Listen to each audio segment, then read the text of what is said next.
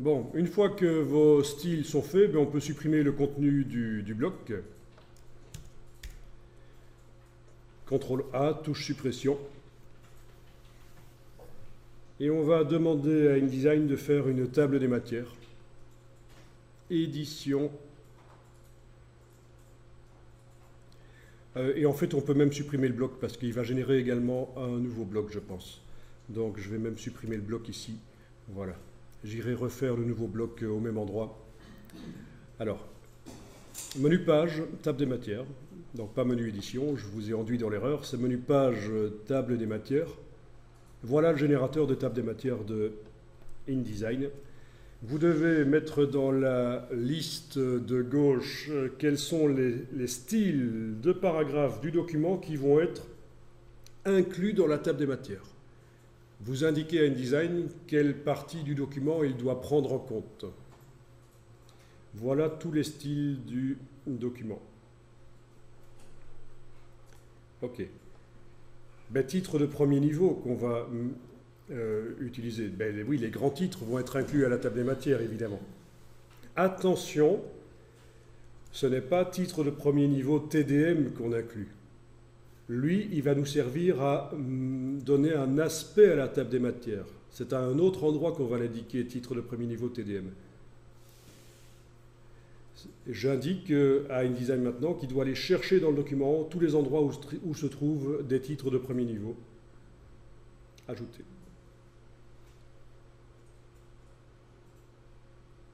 Ensuite, je vais indiquer qu'il doit également ajouter les titres de second niveau, mais là aussi, ce n'est pas titre de second niveau TDM que j'inclus dans la liste des choses qui doivent être prises en compte pour faire la table des matières.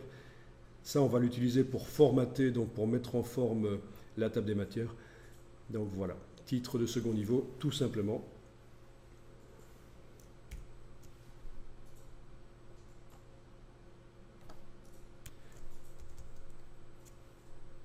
Bon.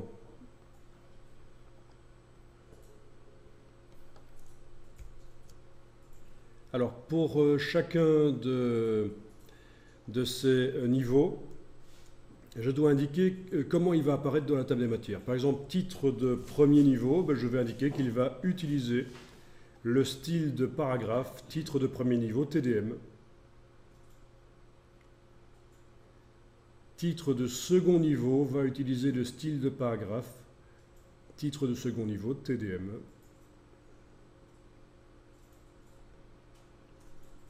Voilà.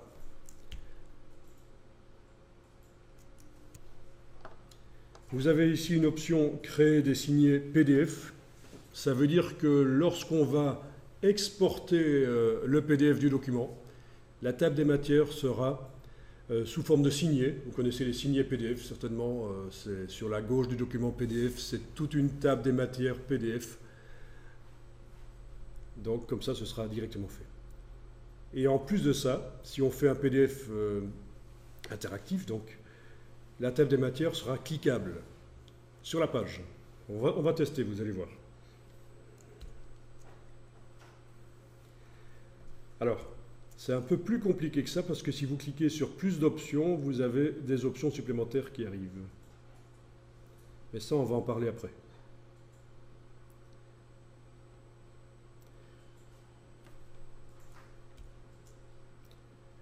Bon, le titre de la table des matières, ça va être table des matières, mais on peut mettre ce qu'on veut. Le style avec lequel ça va être écrit, pour l'instant, il n'y en a pas qui a été décidé. Et de toute façon, comme ça ne va apparaître que dans la table des matières, ce titre, je n'ai pas besoin de faire de style nécessairement. Je peux le formater manuellement. Alors on clique sur OK et on a le curseur qui est chargé.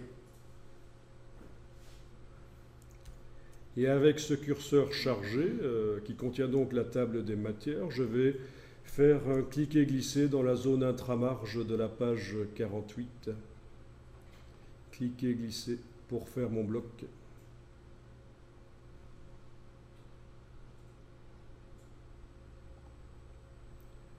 En dessous de la marge, on avait créé une marge de 40, tu vois? Quand j'ai Non, je parle des marges roses en fait.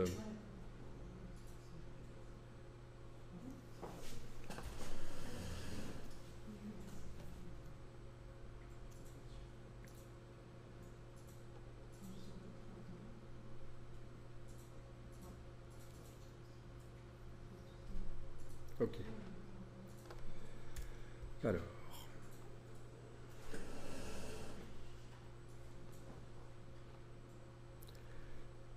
Il y a juste un stut ici. Faut que je vois d'où ça vient. Je vais juste tester. Tiens, qu'est-ce qui se passe si je la mets sur la page de droite? Ok. Quand on la met sur la page de droite, elle apparaît. Ah tiens. Le titre de la table des matières a pris titre de premier niveau comme... ça c'est ennuyeux. Bon, vous avez aussi une table des matières qui n'apparaît pas? Elle apparaît la vôtre? Parfait. Pardon? Avec titre de premier niveau, enfin la titre de premier niveau. Mais elle n'apparaît que quand elle est sur une page de droite alors? Ok.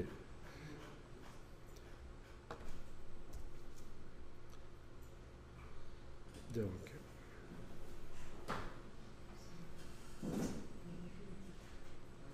Donc, je vais préciser paragraphe standard. Dans les options, la fenêtre que tu viens de fermer, Thierry.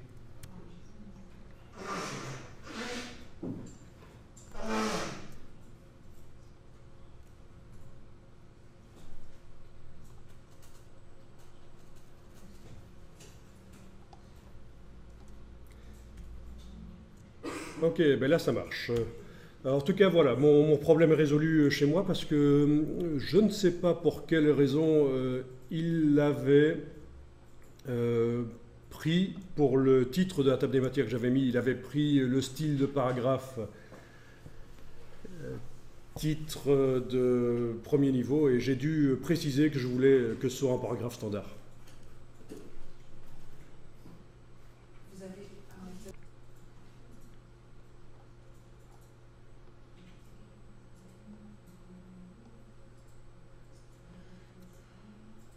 Mais en fait, si, je sais pourquoi ça le fait. C'est parce que quand je crée n'importe quel bloc texte d'office, le premier paragraphe se met en style titre de second niveau. Voilà, c'est pour ça. Donc,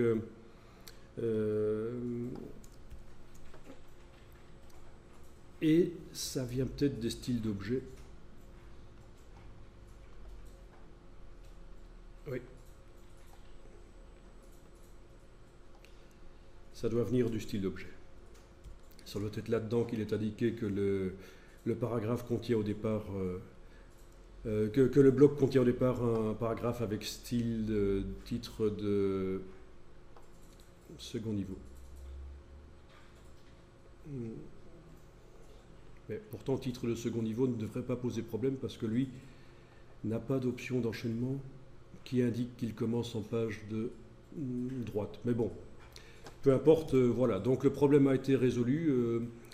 Les tables des matières dans InDesign, ce n'est pas si facile que ça. Mais le problème a été résolu puisque j'ai manuellement indiqué que je voulais que le titre de la table des matières soit indiqué en paragraphe standard. Alors vous avez un autre problème, c'est que vous avez la totalité des paragraphes qui apparaissent.